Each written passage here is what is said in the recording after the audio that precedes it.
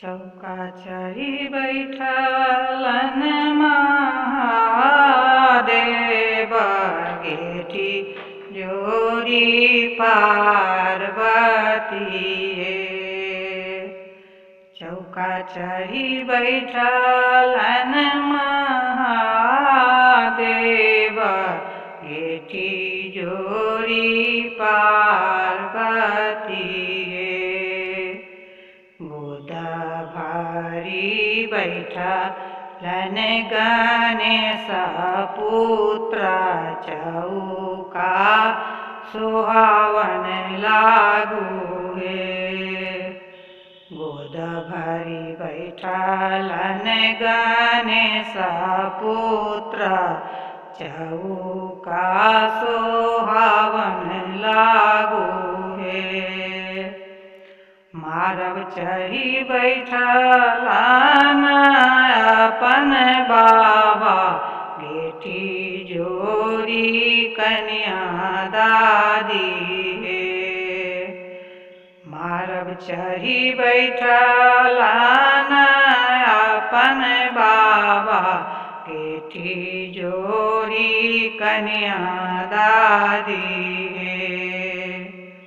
गोदा भरी बैठलन कौन बरुआ मरवा शोभित लागू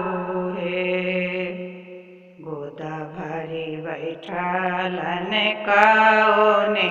बरुआ मरवा शोभित